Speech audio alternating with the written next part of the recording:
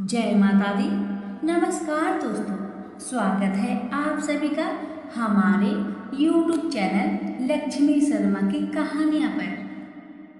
प्रेम से बोलिए शनि भगवान की जय। प्यारे भक्तगणों, आज आप श्रवण करेंगे शनि भगवान की प्रेत कथा। एक समय स्वर्गलोक में सबसे बड़ा कौन के प्रश्न पर नवग्रहों के देवता में वाद विवाद हो गया। अब निर्णय के लिए सभी देवता देवराज इंद्र के पास पहुंचे और बोले, हे देवराज, आपको निर्णय करना होगा कि हम में से सबसे श्रेष्ठ कौन है। देवताओं के प्रश्न सुन इंद्र उलझन में पड़ गए। फिर उन्होंने सभी को पृथ्वी लोक में राजा विक्रमादित्य के पास चलने का सुझाव दिया। सभी ग्रहों के देवता भूलोक राजा विक्रमादित्य के दरबार में पहुंचे। जब सभी ग्रहों के देव ने अपना प्रश्न राजा विक्रमादित्य से पूछा तो वह भी कुछ देर के लिए परेशान हो उठे, क्योंकि उन्हें पता था कि सभी ग्रह अपनी अपनी शक्तियों के कारण महान थे।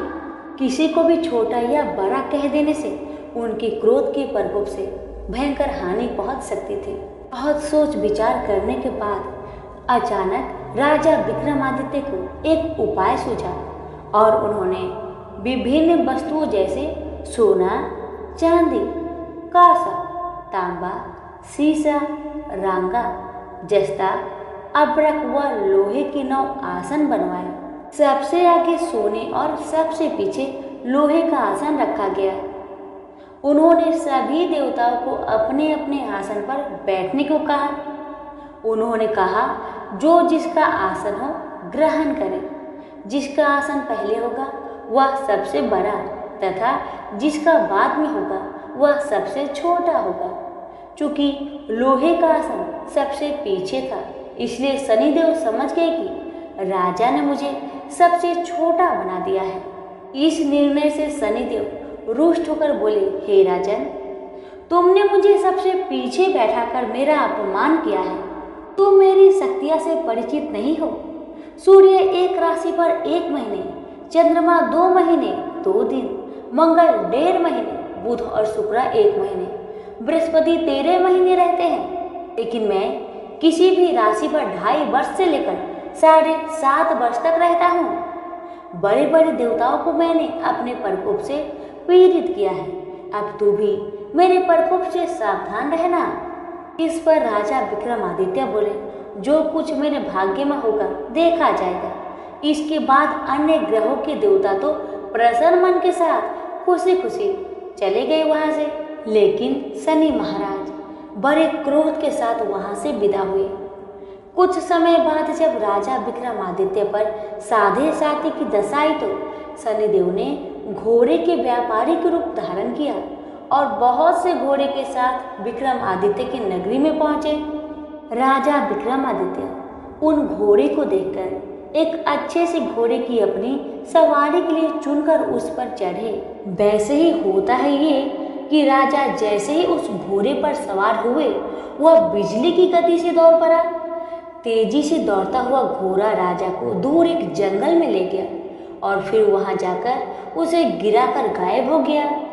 राजा अपने नगर लौटने के लिए जंगल में भटकने लगा, पर उसे कोई भी रास्ता नहीं मिला। राजा को भूख प्यास लगाई।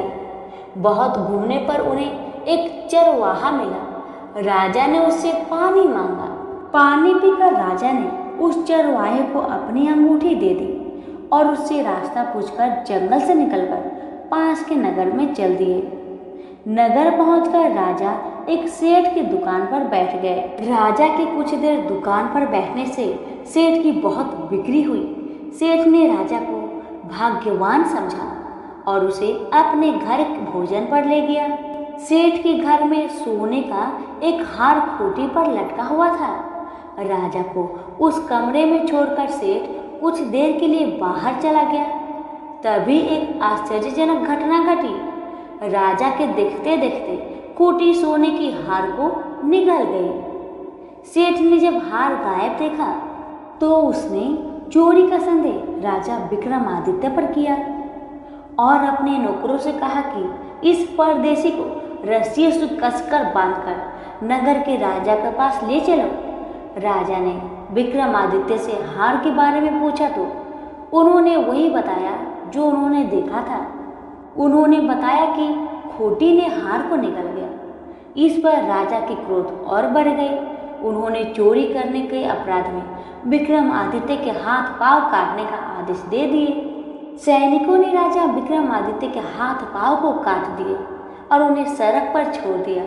कुछ दिन बाद एक तेली उन्हें उठाकर अपने घर ले गया और उसे कोल्हू पर बैठा दिया। राजा आवाज देकर बैलों को हाँकता रहता। इस पर तेली का बैल चलता रहा और राजा को भोजन मिलता रहा। शनि की प्रकोप की 7.5 पूरे होने पर वर्षा ऋतु प्रारंभ हुई। एक रात विक्रमादित्य मेघ मल्हार गा रहे थे। तभी नगर की राजकुमारी मन भावनी रथ पर सवार उस घर के पास से गुजरी। उसने मल्हार सुना तो उसे बहुत अच्छा लगा और उसने दासी को भेजकर गाने वाले को बुला लाने को कहा। दासी ने लौटकर राजकुमारी को अपंग राजा के बारे में सब कुछ बता दिया।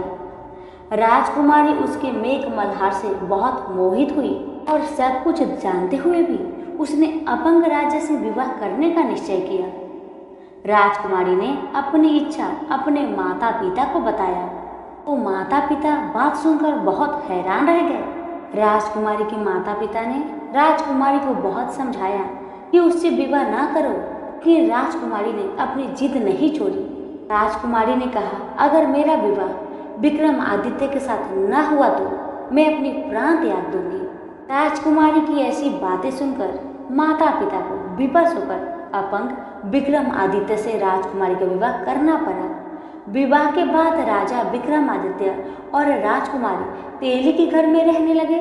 उसी रात स्वप्न में शनिदेव ने राजा विक्रमादित्य से कहा, राजा तुमने मेरा प्रकोप देख लिया, मैंने तुम्हें अपने अपमान का दंड दिया है। राजा ने शनिदेव से क्षमा करने को कहा और प्रार्थना की, हे शनि महाराज, आपने जितना दुख मुझे दिया है अन्य किसी को न देना। शनि महाराज ने कहा, राजन, मैं तुम्हारी प्रार्थना स्वीकार करता हूँ।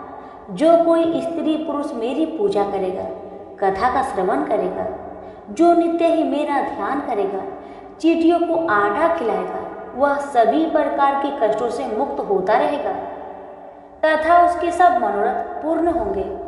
यह कहकर शनि भगवान अंतर्ध्यान हो गए। प्रातःकाल राजा विक्रमादित्य की नींद खुली तो उसने अपने हाथ पांव देखकर राजा को बहुत खुशी हुई। उन्होंने मन ही मन शनिदेव को प्रणाम किया। राजकुमारी भी राजा के हाथ पांव सलामत देखकर आश्चर्य में डूब गई। तब राजा विक्रमादित्य ने अपना परिचय देते हुए शनि भगवान के प्रकोप की सारी कहानी कह सुनाई। इधर सेठ को जब इस बात का पता चला तो दौड़ता हुआ आया और राजा विक्रमादित्य के चरणों में गिरकर क्षमा मांगने लगा। राजा विक्रमादित्य ने उसे क्षमा कर दिया क्योंकि वह जानते थे कि यह सब शनिदेव के प्रकोप के कारण हुआ है। सेठ राजा विक्रमादित्य को पुनः अपने घर को ले गया और उसे भोजन कराया। भोजन करते समय वहां एक आश्चर्य घटना घटी। सबके देखते देखते उस खूंटी ने हार को उगल दिया। सेठ ने अपनी बेटी का विवाह भी राजा विक्रमादित्य के साथ कर दिया और बहुत से स्वर्ण आभूषण धन आदि देकर राजा को विदा किया। राजा विक्रमादित्य राजकुमारी मन भावनी और सेठ की बेटी के साथ अपने नगर वापस पहुंचे तो नगर वासियों ने हर्ष के साथ उनका स्वागत किया। अगले दिन राजा विक्रमादित्य ने पूरे राज्य में घोषणा कराई कि शनिदेव सब ग्रहों में सर्वश्रेष्ठ है। प्रत्येक स्त्री पुरुष शनिवार का व्रत करे और उनकी कथा का श्रवण अवश्य करे। राजा विक्रमादित्य की घोषणा से शनिदेव बहुत प्रसन्न हुए। शनिवार का व्रत करने और व्रत कथा सुनने से शनिदेव की अनुकंपा बनी रहती है और जातक के सभी दुख दूर हो जाते हैं। शास्त्रों के अनुसार रामायण काल में एक समय शनिदेव को अपने बल पर पराक्रम और घमंड हो गया था। उस काल में हनुमान जी की बल और पराक्रम की कीर्ति चारों दिशाओं में फैली हुई थी। जब शनि को हनुमान जी के संबंध में जानकारी प्राप्त हुई तो शनि बजरंग बली से युद्ध करने के लिए निकल पड़े। आगे बढ़ने पर कुछ दूरी पर शनि देव ने देखा कि एक शांत स्थान पर हनुमान जी अपने स्वामी श्री राम की भक्ति में लीन थे। तभी वहां शनि देव आ गए और उन्होंने बजरंग बली को युद्ध के लिए ललकारा। युद्ध की ललकार सुनकर हनुमान जी शनि देव को समझाने का प्रयास करने लगे, लेकिन शनि देव माने ही नहीं और युद्ध के लिए आमंत्रित करने लगे। अंत में हनुमान जी भी युद्ध के लिए तैयार हो गए। दोनों के बीच घमासान युद्ध हुआ। हनुमान जी ने शनि को बुरी तरह परास्त कर दिया। युद्ध में हनुमान जी द्वारा किए गए प्रहारों से शनिदेव के पूरे शरीर में भयंकर पीड़ा हो रही थी। इस पीड़ा को दूर करने के लिए हनुमान जी ने शनि को तेल दिया। इस तेल को लगाते ही शनिदेव की समस्त पीड़ा दूर हो गई। तभी से शनिदेव को तेल अर्पित करने की परंपरा प्रारंभ हो गई। शनिदेव पर जो भी व्यक्ति तेल अर्पित करता है उसके जीवन की समस्त परेशानियां दूर हो जाती हैं और धन अभाव खत्म हो जाता है। जबकि एक अन्य कथा के अनुसार जब भगवान की सेना ने सागर सेतु बांध लिया तब राक्षस इसे हानि न पहुंचा सके, इसके लिए पवन सुत हनुमान को उसकी देखभाल की जिम्मेदारी सौंपी गई। जब हनुमान जी शाम के समय अपने इष्ट देव राम के ध्यान में मग्न थे तभी सूर्य पुत्र शनि ने अपना काला कुरूप चेहरा बनाकर क्रोधपूर्वक कहा, हे बानर, मैं देवताओं में शक्तिशाली शनि हूँ। सुना है तुम बहुत बलशाली हो। आंखें खोलो और मेरे साथ युद्ध करो। मैं तुमसे युद्ध करना चाहता हूँ। इस पर हनुमान ने विनम्रता पूर्वक कहा, इस समय मैं अपने प्रभु को याद कर रहा हूँ। आप मेरी पूजा में विघ्न मत डालिए। आप मेरे आदरणीय हैं। कृपा करके आप यहाँ से चले जाइए। जब शनिदेव लड़ने पर उतर आए तो हनुमान जी ने अपनी पूंछ में लपेटना शुरू कर दिया। फिर उन्हें कसना प्रारंभ कर दिए। जोर लगाने पर भी शनि उस बंधन से मुक्त नहीं हो पा रहे थे। पीड़ा से व्याकुल होने लगे। फिर हनुमान जी ने सेतु की परिक्रमा कर शनि के घमंड को तोड़ने के लिए पत्थरों पर पूंछ को झटका दे देकर पटकना शुरू कर दिए। इससे शनि का शरीर लहूलुहान हो गया, जिससे उनकी पीड़ा बढ़ती गई। तब शनिदेव ने हनुमान जी से प्रार्थना की कि मुझे बंधन से मुक्त कर दीजिए। मैं अपने अपराध की सजा पा चुका हूँ। फिर मुझसे ऐसी गलती कभी नहीं होगी। तब हनुमान जी ने जो तेल दिया उसे घाव पे लगाते ही शनिदेव की पीड़ा मिट गई। उसी दिन से शनिदेव को तेल चढ़ाया जाता है, जिससे उनकी पीड़ा शांत हो जाती है और वे प्रसन्न हो जाते हैं। शनि को तेल अर्पित करते समय ध्यान रखें ये बात, शनिदेव की प्रतिमा को तेल चढ़ाने से पहले तेल में अपना चेहरा अवश्य देखें। ऐसा करने पर शनि के दोषों से मुक्ति मिलती है। धन संबंधी कार्य में आ रही रुकावटें दूर हो जाती है और सुख समृद्धि बनी रहती है। प्रेम से बोलिए शनि महाराज की जय। पिप्पलाद ऋषि का नाम आप सभी ने सुना होगा। वह महर्षि दधीचि के पुत्र थे। महर्षि दधीचि जिन्होंने अपनी हड्डियों का दान कर दी थी, जिससे इंद्र का वज्र बनाकर और वृत्तासुर का संहार संभव हो पाया था। यह घटना ब्रह्म पुराण की है। शमशान में जो महर्षि दधीचि के मांस पिंड का दाह संस्कार हो रहा था तो उनकी पत्नी अपने पति का वियोग सहन न कर पाई और पास में स्थित पीपल के वृक्ष की कोटर में जो जड़ों के कारण एक गड्ढा बन जाता है उसमें अपने 3 वर्ष के बालक को रखकर स्वयं चीता पर सती हो गई। इस प्रकार महर्षि दधीचि और उनकी पत्नी का बलिदान हो गया, किंतु पीपल की कोटर में रखा बालक भूख प्यास से तड़पने लगा और चिल्लाने लगा। जब कोई वस्तु से नहीं मिली तो कोटर में गिरे हुए पीपल के फल खाकर वह बड़ा होने लगा। एक दिन देवऋषि नारद वहां से गुजर रहे थे। नारद जी ने पीपल की कोटर में बालक को देखकर उससे उसका परिचय पूछा। बालक ने अपना परिचय दिया और बताया कि मैं नहीं जानता कि मैं कौन हूँ। नारद ने पूछा, तुम्हारा जनक कौन है? तब बालक भी उसी तरह का उत्तर दिया कि वह नहीं जानता कि उसके जनक कौन है।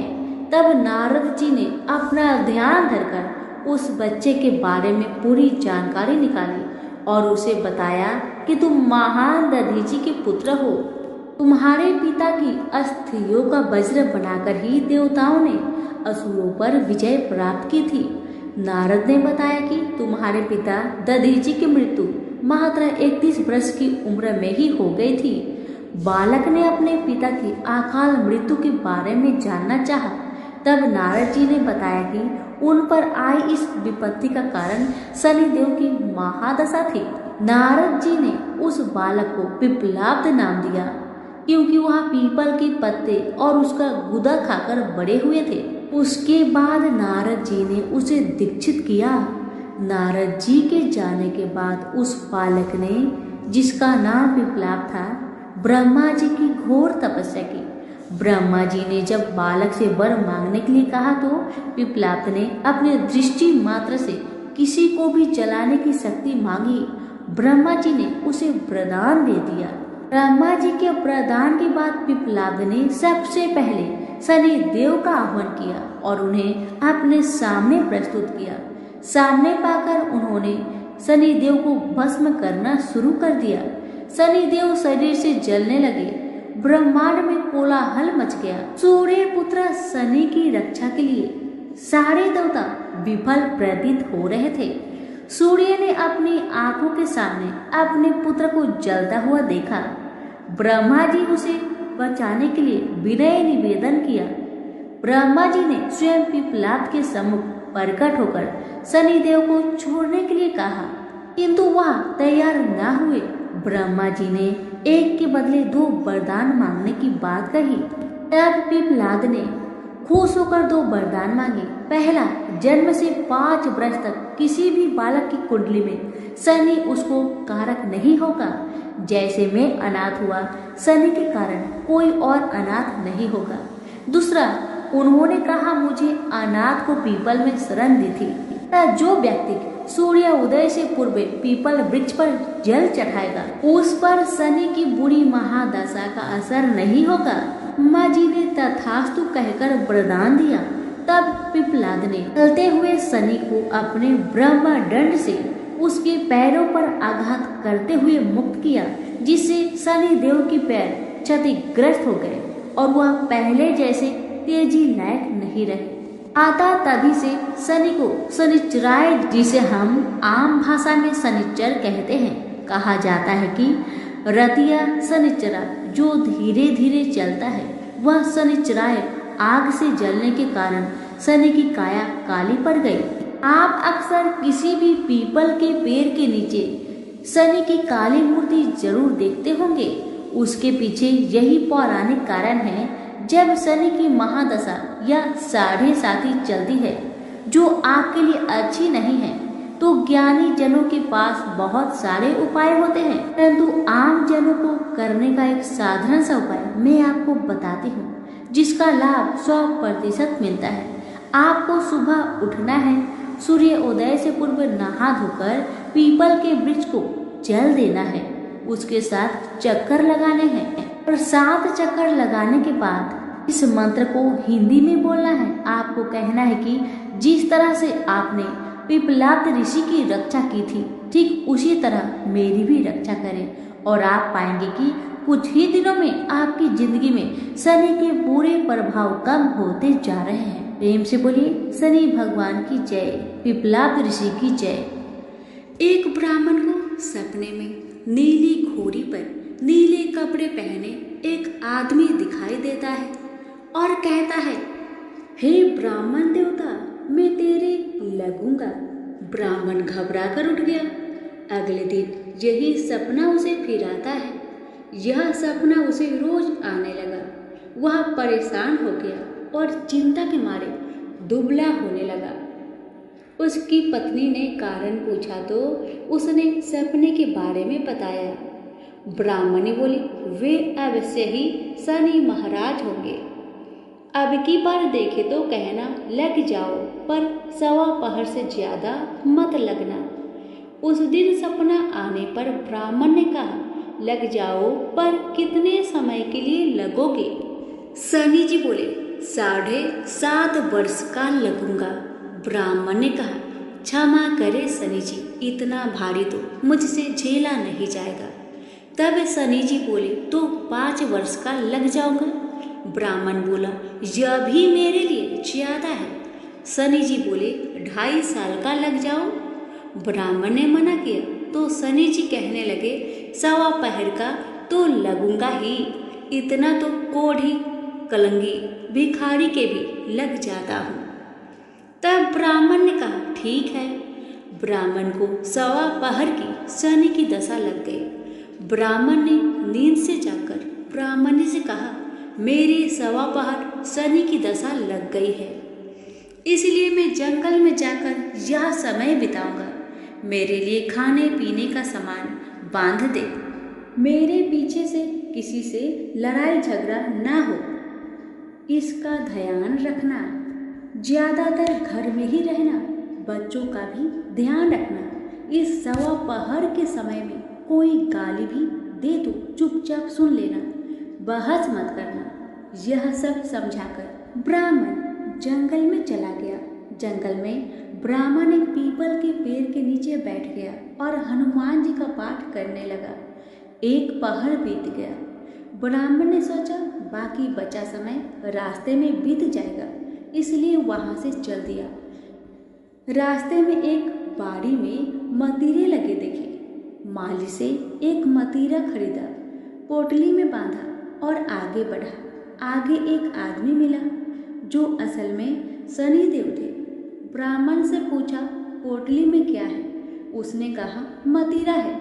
शनिदेव बोले, दिखाओ। ब्राह्मण ने पोटली खोली। उसमें राजकुमार का कटा हुआ खून से लथपथ सिर दिख। शनिदेव ब्राह्मण को राजा के पास ले गए और कहा कि इस ब्राह्मण ने राजकुमार की हत्या कर दी है, इसके पास पोटली में राजकुमार का सिर है। राजा ने कहा, मैं यह नहीं देख सकता, इस ब्राह्मण को सूली पर चढ़ा दो। राजा के यहाँ हाहाकार मच गया। ब्राह्मण को सूली पर चढ़ाने से पहले पूछा क्या कि उसकी कोई आखिरी इच्छा हो तो बताए। ब्राह्मण ने सोचा, किसी तरह 1.25 पहर पूरा करना होगा। उसने कहा, वह रोज बालाजी की कथा सुनता है, मरने से पहले अंतिम बार बालाजी की कथा सुनना चाहता हूँ। ब्राह्मण को कथा सुनाने का प्रबंध किया गया। कथा कहते कहते 1.25 पहर पूरा हो गया। शनि की दशा टलते ही राजकुमार शिकार खेल कर लौटता हुआ दिखाई दिया। राजकुमार को आता देख राजा बहुत खुश हुआ, लेकिन उसे निर्दोष ब्राह्मण की हत्या का दोष लगने का डर सताने लगा। उसने तुरंत घुड़सवार सैनिकों को ब्राह्मण को आदर सहित ले आने के लिए भेजा। ब्राह्मण राज दरबार में आया तो राजा ने क्षमा मांगी और पोटली दिखाने के लिए कहा। पोटली खोली तो उसमें मतीरा था। राजा ने इन सब के बारे में पूछा तो ब्राह्मण ने बताया, मुझे 1.25 पहर की शनिचर की दशा लगी थी, इस कारण यह सब तमाशा हुआ। राजा ने पूछा, यह दशा कैसे टलती है?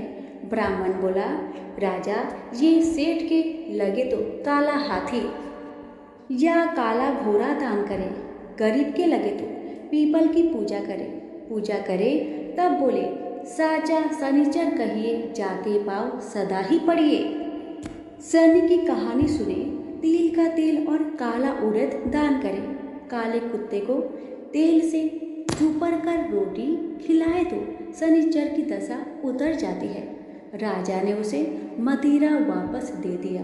घर आकर ब्राह्मण ने मतीरा काटा तो उसके बीज की जगह हीरे मोती निकले। ब्राह्मणी ने पूछा, यह कहाँ से लाए? आप तो कह रहे थे शनि की दशा लगी है। ब्राह्मण ने कहा, जब दशा लगी थी तो यही मतीरा राजकुमार का सिर बन गया था। उतरती दशा के शनि जी निहाल कर गए। हे शनि देवता, जैसे ब्राह्मण के शनि की दशा लगी वैसे किसी के ना लगे, निहाल सबको करे। प्रेम से बोलिए, शनि महाराज की जय हो। जय जय श्री शनिदेव, भक्तन हितकारी, सूरज के पुत्र प्रभु, छाया महातारी, जय जय शनिदेव। श्याम अंक वक्र दृष्टि, चतुर्भुजाधारी, नीलांबर धारनाथ, गज की सवारी, जय जय शनिदेवा। क्रीट मुकुट शीस रचित, दीपत है लीलारी, मुक्तन की माला गले शोभित बलिहारी, जय जय शनिदेवा। मोदक मिष्ठान पान चढ़त है सुपारी, लोहा तिल तिल उरद महिषी अति प्यारी, जय जय शनिदेवा, जय जय शनिदेवा।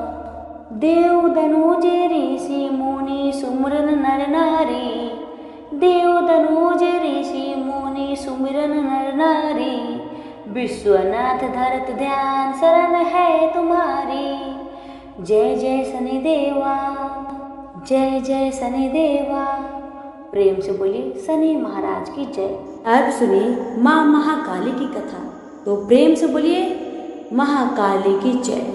काली कालिका या महाकाली हिंदू धर्म की एक प्रमुख देवी है। वे मृत्यु काल और परिवर्तन की देवी है।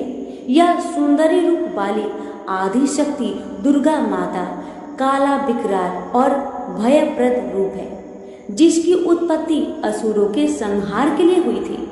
उनको विशेषतः बंगाल, ओडिशा और असम में पूजा जाता है। हिंदू धर्म में माँ काली का प्रमुख स्थान है।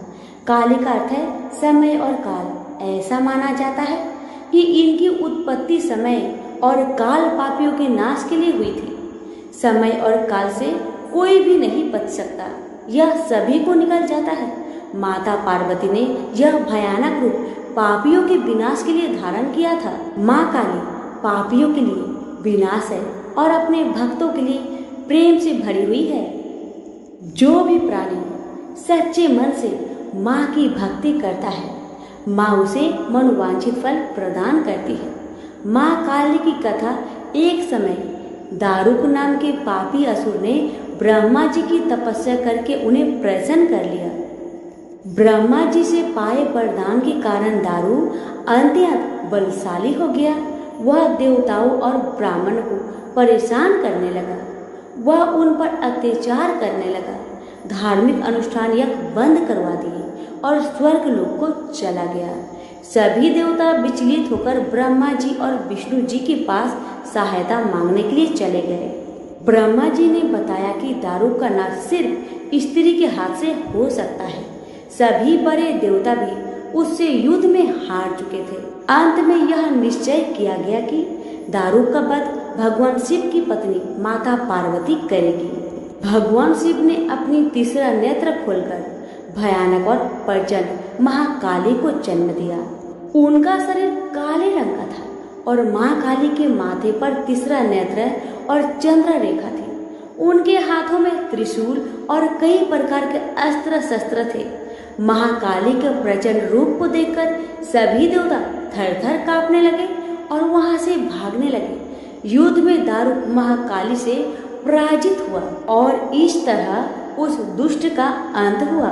महाकाली के भयानक रूप से चारों तरफ अग्नि की भयानक लपटें उत्पन्न हो गई। महाकाली के क्रोध को सिर्फ भगवान शिव ही रोक सकते थे, इसलिए उन्होंने एक बालक का अवतार लिया। भगवान शिव शमशान पहुंचे और वहां बालक के रूप में लेटकर रोने लगे। छोटे बालक को देखकर महाकाली का क्रोध शांत हो गया। उनके हृदय में ममता भावना जागृत हो गई। उन्होंने शिव रूपी उस छोटे बालक को उठा लिया और अपने स्तनों से दूध पिलाने लगे। इस प्रकार से शिव जी ने उनके क्रोध को पी लिया। इस प्रकार महाकाली का भयानक और प्रचंड क्रोध शांत हुआ। उसके बाद महाकाली मूर्छित हो गई। उन्हें होश में लाने के लिए भगवान शिव ने तांडव नृत्य किया। होश में आने पर वह पुनः माता पार्वती के रूप में आ चुकी थी। माता पार्वती भगवान शिव का नृत्य देखकर नृत्य करने लगी, जिसके कारण उन्हें योगिनी के नाम से भी पुकारा जाता है। इसके अलावा महाकाली ने महिषासुर, चंडमुंड, रक्तपीच, शुभ निशुभ जैसे राक्षसों का वध किया। 10 महाविद्याओं में से महाकाली प्रथम महाविद्या है। तो सभी प्रेम से बोले महाकाली की जय हो।